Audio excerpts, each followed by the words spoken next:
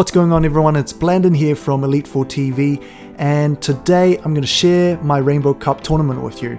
So this will be our last Rainbow Cup upload. So before we jump into the matches, I'm going to share 3 quick strategy with you. Number 1, my team composition. Number 2, a closer look at piggybacking. And number 3, what kind of fast moves I think is going to be best for piggybacking. So my team looks pretty standard here. And the thing that stands out, probably the Magneton. You'll probably ask why I'm using this. I never end up using it. And it was there just purely because I want my opponent to bring Quagsire every time. So I'm going to show you why. So reflecting back, I wish I actually bought an Executor instead. So you'll see why in match number 3. But like ValorAsh, I concluded that the Charizard and the Venusaur core was by far the strongest core in this meta. The Blast Burn combined with Frenzy Plant allows you to put insane amount of damage and puts on immense shield pressure. So I initially ran the Quagsire Venusaur combo a ton as well, and it's a very powerful core. The one downside with the Quagsire Venusaur core is that it will lose to the Executor. Venusaur Charizard, it can't be soloed by any one Pokemon in particular. Now with the prominence of Quagsire and Lantern, other double water variant lines as well, Venusaur can sweep a team if the opponent is not careful. The Charizard is also there to cover for the Forestress and the opposing Venusaur. The 3 Pokemon that we have to watch out for in this particular core are Slowbro, Kingdra, and the Wing Attack Mantine. So again, enlightened by ValorAsh, the Lantern with Charge Beam will actually cover for these 3 very well. With Charge Beam, it gains the 1 and 2 shield against the Kingdra, and it can farm the Mantine for Hydro Pump or close to 2 Thunderbolts for the next incoming Pokemon. So Quagsire, I only ended up using it once, but what's really different about this line is the Air/Charizard. Now it has a slower energy gain. The massive gains that you're gonna get, firstly, it beats the mirror, because this was very important as Charizard are on 80% of the winning rosters. And by having Air Slash, you only need to land 1 Blast Burn and the fast moves to actually win. Secondly, more damage against the water was very important because this was for the worst case scenario. Now lastly, and most importantly, like the Wing Attack Charizard, it gains 2 shield match against Quagsire. Again, like the Wing Attack Charizard, it gains the 2 shield matchup against Quagsire with piggybacking, and it lets you land at least 1 Blast Burn in the next matchup. So an unexpecting opponent will think that the Quagsire is a counter to your Charizard. It allows you to gain switch advantage despite a bad lead, and I managed to pull off a Charizard sweep, which you're going to see in match number 2. It got me very hyped, so I'm keen to share that with you. Now part 2 to my strategy, piggybacking was huge in this cup, and you're going to be able to see how I use piggybacking in this particular tournament. Now credit to Flak Fiesco for one of the first promoters and popularized by King's Explainer video. What it allows you to achieve essentially is gain 1 extra fast move if you execute it properly. This could turn a losing match to a winning one because it allows you to do more damage and sometimes regain energy advantage. So how does it work? Now if you do your charge move straight after your opponent's charge move, it essentially cancels out one of their fast moves. So on PV Poke, now you have a checkbox to illustrate this called negating opponent's fast move. It's not working properly in the last couple of days. I'm not too sure why. I probably need to ask Matt, but basically this is, if you click on this, it will allow you to see the matchup with the piggybacking. This adds far more dimensions to PvP, and it often turns a losing match to a winning one. So let's have a look at the normal scenario for Charizard versus Quagsire. Now in this situation, without piggybacking, it loses all shield scenarios. As you can see, the double shield, the Quagsire is still gonna win. With piggyback, however, you can win the 2 shield matchup like it illustrates here. So here you can see that the Dragon Claw charge move goes straight after the Stone Edge goes off. So this is going to be very important in the upcoming Jungle Cup, as Vigoroth is one of the Pokemon that you'll need to learn to piggyback with and piggyback off, because Body Slam comes on very, very quickly. So last part to my strategy before we dive into the matches, what kind of moves do I think would be best for piggybacking? Now when I was scrimming Twastau in our mirror match, he would always wait for me to get off my charge move first. So we end up trying to piggyback off each other, but too often we would get to the 100 energy before anyone does a charge move. This completely defeats the purpose of piggyback, so it gave me an idea. Now if I can do a bit more damage every fast move, and if my energy gain is slightly slower, they will get to 100 energy before me, and I'll have actually an advantage by piggybacking off them. So Air Slash was actually a perfect example, because in the mirror match or against a Quagsire, I love my opponent to try piggyback off me, because I'm dealing far more damage every fast move than they are, and they would get to 100 energy before me. So I can still gain a fast move by waiting out for piggybacking. With this said, I believe piggyback will allow far more fast moves to be utilized, a slower energy gain fast move that outputs a higher damage in mirror match and in some key matches as well. So without further ado, let's jump into the matches, and I'm going to show you a lot more about piggybacking in this tournament. So first up, we've got Chopping Frogs, one of my sparring partners as well, and looking at his team, I'm first going to test whether or not Venusaur and Charizard is going to be a good core, and the only thing that I need to worry about is Slowbro. So I'm going to bring coverage for it, and Lantern makes a lot of sense as a lead, because the only real counter is going to be the Venusaur, so we're going to lead with Lantern. So Chopping Frogs, I haven't sparred with him for like at least 1.5 weeks before the tournament, so there is a little bit of secrecy there, and it looks like, you know, he's changed his lineup and he's starting with Tentacruel. Positive for us, we're going to get this Thunderbolt off. He's very likely going to get an Acid Spray, so we're not going to shield here. So here he switches out, and I'm a little bit slow on the switch, and it's Venusaur with Razor Leaf. As you can see, it dealt tons of damage here, so we're able to farm it up with our Charizard. Now because I am Air Slash, if I try to farm the Venusaur fully, I will need to take 2 charge moves, but because he's a Razor Leaf, I only need to shield it once. So here I'm still 50% HP, as you can see. Try to shield bait with the Dragon Claw, but here with the Blast Burn he decides to shield. So he predicted me there pretty good, and here he is going to go for Acid Spray and try to finish us off. And very lucky, we're able to get one more Dragon Claw off to finish off the Tentacruel. In comes the Charizard, and it's actually pretty tough here because I don't have enough HP on my Lantern. Almost hit that Thunderbolt, so now I have a Venusaur and he's ready for a Blast Burn, but obviously he's going to shield bait us, but we couldn't risk it there, because if he did Blast Burn, it would have finished us. So here we're able to just finish with the Sludge Bomb. So in match 2, I decided to run the same line, and I'm going to be ready for the switch this time. So again, he leads Tentacruel, so I'm ready for a strategy. I think he's going to go for the same thing. Here we go for the Thunderbolt. He decides to shield. We're not going to shield the Acid Spray, so I'm ready for the switch here. He switches to Venusaur straight away, so I go for the Charizard. So we're just going to farm this Venusaur for energy. It's going to be able to get that Sludge Bomb off, and we will have to shield because it would finish us off. So here we're almost at 2 Blast Burns, so whatever comes out is going to, you know, at least force 1 shield, I believe. So it is Tentacruel. We are going to go for the Blast Burn, see if he falls for it. He does let it go through, great. And we're just going to go for the second Blast Burn here. So at this point, I'm going to let the Charizard go. And here I'm thinking, should I let the Lantern come out or the Venusaur?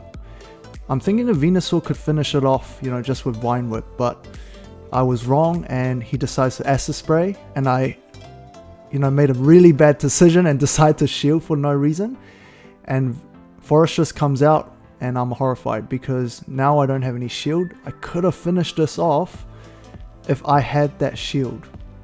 So that was a bad play on my part. And now this ValorAsh is going to own us. And I sort of flew that Sludge Bomb because I thought it was going to be a Charizard. But, well played, he switched to ValorAsh.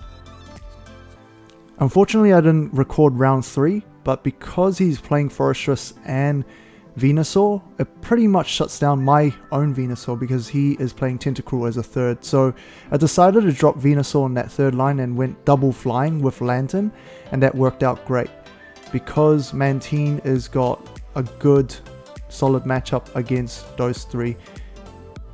In the second match, we are up against the BFG 33, so he's got a pretty interesting lineup, as you can see. Typhlosion, Kingdra, and Mantine. Usually people who brings Kingdra, I assume that they would play it. It's a pretty solid Pokemon against my line since I don't have ValorAsh, so I thought to bring my Lantern because Charge Beam Lantern will take it with 1 or 2 shields. So I decided to go Lantern, Charizard, Venusaur. So Ethan's a pretty solid player. He's been coming to the last couple of cups. He's been pretty competitive. And as you can see here, he predicted me with the Quagsire. So we got a bad matchup here. So the right thing to do is to sacrifice the Venusaur here. So here we go for the Sludge Bomb. And he decides to shield, of course. And it's a Blast Burn coming, so we decide to shield. So I'm going to go for another Sludge Bomb to see if we can finish it off. And Ethan lets it through. So here I decided to keep my switch advantage by using the last shield. And, we are going to be able to put some shield pressure on. So here we're going to go for the Sludge Bomb. And I decided I need to save the Venusaur for the Quack matchup. So I just decided to sacrifice this Charizard. And he decides to let his Quagsire out. Unfortunately, I couldn't get to the Dragon Claw quick enough, and I didn't expect his Stone Edge to come out so quickly. So here, because I wanted him to use his energy, I let my Lantern come out, and I thought it was over, but it wasn't an Earthquake Quagsire, so that was quite interesting. So I'm able to get off this Hydro Pump, which pretty much gave me a second chance. Here, I think Ethan could have farmed me for a little bit more energy, and he might be able to get to that Stone Edge. So I'm very, very lucky here to get that Frenzy Plant off, and very lucky here to get that Frenzy Plant off on the Venusaur as well. So GG round 1, very lucky that the Quagsire was an Earthquake. So in round 2, I ran the same lineup, hoping he would switch his lead. So Lantern comes out to Quagsire. So that's pretty bad for us, and I'm sacrificing the Venusaur. And then now we see the Blast Burn. In hindsight, I should have sacrificed the Charizard there because he is playing the same lineup. So I'm gonna go for the Frenzy Plant here again, and I shielded the Blast Burn. So I'm gonna go double Blast Burn and just farm him up for energy, and just hope to put a bit of shield pressure with a charged up Venusaur.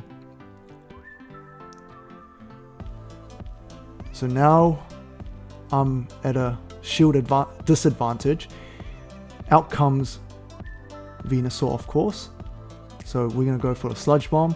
I should have shield baited there, but that's fine. So Charizard comes out, and this is my mistake. I should have gone for the Dragon Claw, but that's fine because he's basically, he's pressured to use the Stone Edge, and I'm happy that he has to use his energy.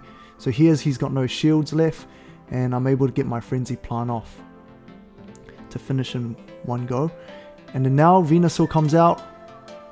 I was hoping I could get that Sludge Bomb off, but it was just not quick enough. So here my Lantern is pretty much GG. So very tough line there, it was really tough to come back from that bad lead, and he played much better in round 2. So round 3 I decided to start with my Charizard, and I'm hoping to run into either Venusaur or Quagsire, because I know with my Charizard I'll be able to surprise him with a 2-shield piggyback. So check this out. So we're going to go air slash with the Quagsire, and we're going to shield the Stone Edge, and we're going to piggyback here, go for the Dragon Claw. Again, we're just going to wait for the Quagsire. So this is one of the matchup that I practice tons on. And then we're going piggyback again on the second Stone Edge, and he decides to shield. Great. So this is perfectly what we want. We'll go for the last Dragon Claw, and we're going to be able to finish it off with 1 air slash before he can actually get to his third Stone Edge. So whatever comes out, we're going to go straight for the Blast Burn because all shields are down, and it's a Typhlosion. So we're able to go for the Blast Burn. So that's number 2 gone, and Venusaur comes out, and we're going to be able to finish it off with a Blast Burn. So that is the Charizard sweep. I was so hyped I took a screenshot straight away. So in the third match, we're up against EFTV, very good scoring partner. He's got a very off-meta team, and we can see Mantine is going to be good against the Venusaur, the Beedrill, and the Charizard, as well as the ValorAsh. So I decided to bring the Mantine with the Charizard Venusaur core. So let's see how we do. So I decided to lead the Mantine. The reason why I go double flying with the Lantern is because he doesn't have a Quagsire, and it made a lot more sense. So here the Charizard's going to be forced to switch. He's going to go for a Blast Burn here. We farmed a whole bunch of energy, and we're going to piggyback with this Aerial Ace. And he switches straight away into Slowpoke. So I decided not to switch because the Lantern will be able to take care of the Charizard anyway. So I decided to keep my switch advantage. And here we go for another Aerial Ace. And this Slowpoke is pretty much farmed up a lot of energy. So we know the Psyshocks are coming. So I decided not to shield one of them. I know there's going to be 2. So we're just going to farm the Slowpoke up for as much energy as possible. Now we've got the Thunderbolt ready to go for the next Pokemon. It's a Venusaur, and I was, tapping that Thunderbolt by accident. But that's okay. So we go for the Charizard. We have to take this Frenzy Plant. I was hoping it was a Sludge Bomb. It doesn't matter. Exclure, he always likes to shield bait, so that's why I didn't shield there. Here he is going to go for the Dragon Claw, and I'm not going to shield, so I'm going to finish it off with Air Slash, and we're just going to go for the Dragon Claw to finish off round 1. So it was a win because of a good lead. So in the second round, I decided to go for the Quagsire, and he predicted me. He went for the Venusaur. So here, I'm pretty much screwed. The reason why I didn't switch is because I've got Lantern in the back, and if I switch into Charizard, I will be left with 2 water Pokemon in the back, so it wasn't ideal. So I decided to let the Quagsire go, and I was hoping I would get to the Earthquake to force a shield, but he actually got his charge move just before I hit the Earthquake. So here I'm pretty much GG'd because this Raikou is going to smash me. And here this Wild Charge, if I don't shield, I pretty much have to take tons of damage. So here he gets off the Wild Charge, and then I'm going for the Thunderbolt, hoping for a shield bait, which did not go through. So Wild Charge here, I had to shield, hoping to just finish him off with the Thunderbolt.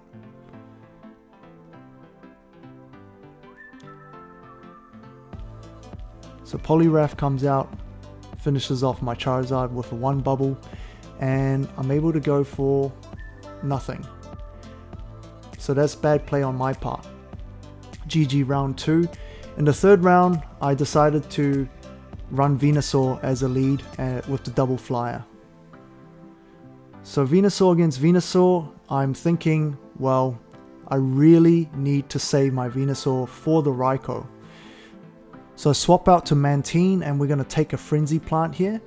And in hindsight, I did the wrong move. I should have sacrificed the Charizard here, because Raikou comes out, is going to be able to farm me for a whole bunch of energy.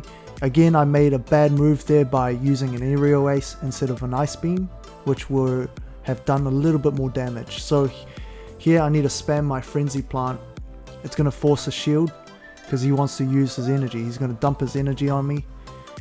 So he shield baited me here with the wild charge, and then he's going to have a shadow ball ready to go. So I decided I want to conserve the energy on my Venusaur, so I shielded again, and here I try to farm a bit more energy before I go for the frenzy plant. I know if I try to finish it off, he might just get that next move on me, so that's why I used my frenzy plant. So here Charizard comes out, I'll have to take the sludge bomb. He's still got one shield. It's pretty much GG because Poliwrath comes out to pretty much finish it off with two bubbles. Takes a blast burn to the face, and he's going to shield this frenzy plant, and he's pretty much loaded up with one of his punch. In hindsight, I should have brought my Executor because it would have been really good against this lineup and a lot of the off-meta Pokemon as well. Regardless, it was GG and some solid lead prediction from Xlure. So in the final round, we are up against Hazard, who won our Boulder Cup, and he consistently come with some interesting lineups. So here he decides to play his Ninetales, and I just decided to go for double flying strategy because he does have a Lantern, but we'll have a Venusaur to go with our double flying strategy. Leading with Venusaur, and we're going to sacrifice Mantine if we have a bad lead. So here I decided to swap out Mantine, and he actually instant swapped into Venusaur, thinking that I was swapping into a Lantern or a Quagsire. So it turned out good for us because we're going to be able to win the one shield matchup, and he also shielded the aerial ace thinking that it was an ice beam. So here we go for the ice beam, and we're able to finish off the Venusaur. Now we have switch advantage, a bit of energy. I think he's going to let his Mantine out here. Makes sense. And we're going to go for the ice beam because he's not going to shield against my Mantine. He goes for his own ice beam, and then now I'm at a point where he's just going to farm me for tons of energy. So I am just going to go for the aerial ace. So now he's pretty much got an ice beam charged up. At this point, I am going to shield whatever he's going to throw at me. I think personally I might have just try and go for 2 wing attacks, and he did a very good play here because he still has one shield, and he knew his Quagsire is not going to do well against my Venusaur if I had energy advantage. So he is actually able to get off that Earthquake before I'm able to get my second Frenzy Plant off. Here I think there is a bit of lag on his side because I think he could have gone for the Stone Edge. It could be a slight over tap, but I did offer a rematch. We decided just to go with round number 2. So that was GG round 1. So here we lead with Charizard, and we got a good lead here against Venusaur. He's going to be able to switch. He is forced to switch into Mantine, and we're going to go for a Dragon Claw here just to deal a little bit more damage before we swap out into our own Mantine. It's going to go for an Ice Beam here, of course, and we're going to try Piggyback off him here. So as you can see, he goes for another Ice Beam. So we try to Piggyback off him and go for the Aerial Ace here, and we're close to the second Aerial Ace to finish off this Mantine, but he decides to shield because I'm thinking he wants to keep switch advantage coming from a bad lead, which makes a lot of sense. So now he's down 1 shield, but that's okay. Now he gets to see my next Pokemon. I'm going to farm that Mantine for 1 hit. Now I'm not too worried about Quagsire because I know with 2 shields I can take down the Quagsire. So here I'm just waiting for a Stone Edge to go off, and we're going to Piggyback with a Dragon Claw here. He's going to shield. And we're going to go for one more Dragon Claw after the Stone Edge. So piggyback off him again. And I decided I want to switch into my Venusaur to farm a little bit of energy, but he was thinking the same. So very crucial here is I needed to piggyback so that I can get an energy advantage. So I'm able to actually piggyback successfully with the Sludge Bomb. That enables me to get this next Frenzy Plant off before he does, which was very crucial here. So his IV saved him, my one not so much, but this allows my Charizard to farm one more hit, and we're able to finish this round number 2 with a Dragon Claw against the Quagsire. So that's GG round 2. Hopefully you guys enjoyed that and learned something. If you did, like and subscribe, we really appreciate it. Support our channel and come back for more Jungle Cup content. See you soon.